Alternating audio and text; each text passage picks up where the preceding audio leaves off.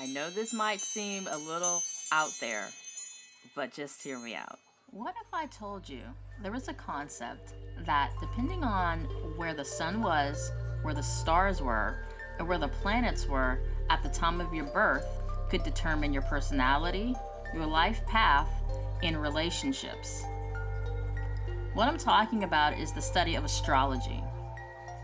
The study of astrology is the influence of cosmic objects, specifically stars, planets, asteroids, the moon, where they were located at the time of your birth.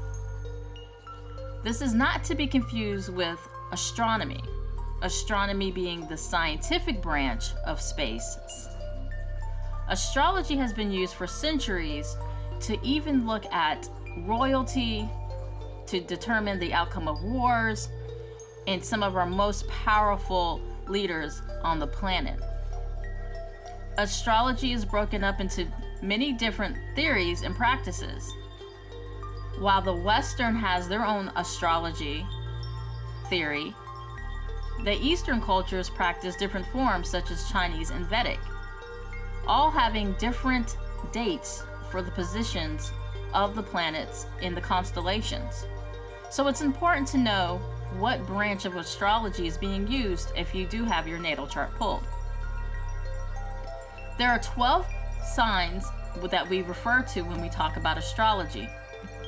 There have been talks about a 13th constellation, but many astrologers use the 12 constellations that have been used for centuries.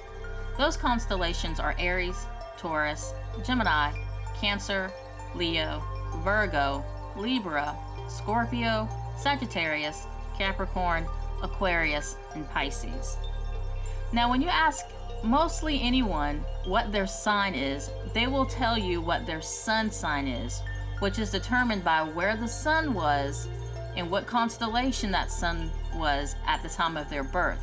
And while the sun's location at the time of birth is important, two other placements are just as important. Some might even think more important.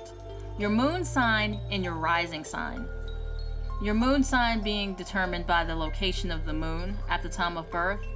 Your rising sign being what planet was at the horizon at the time of your birth and what constellation. Your moon representing your inner self, your soul's essence, who you are when no one's around, while your rising sign is the mask you wear, how other people perceive you in public. These are extremely important to your personality as a whole. However, many people are not aware of what those signs are.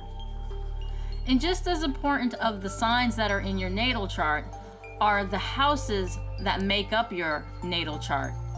And when we talk about houses, there are 12. The first house referring to self, the second house referring to value and possessions, third house of communication, education, language, while your fourth house is home, ancestry, family. Fifth house being the house of pleasure and games, excitement, while your sixth house is the house of health, duty, service. The seventh house reflects relationships, marriage, business contracts, while your eighth house talks about sex, death, the occult, and letting go. Planets in the ninth house will be focused around higher learning, spirituality, travel, while your ninth house also focuses around ideology.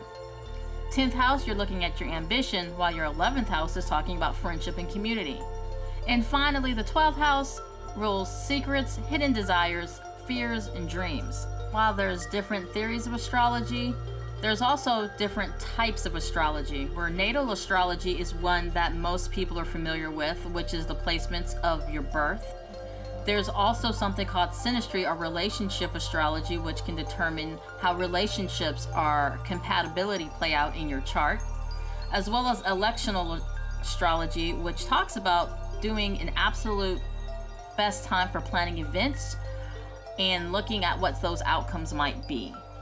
So again, astrology is something that has been used for centuries and still being very commonly used to this day. But it's important to know that it's not just about your sun sign. I'm not saying any of this is true, but what if it was?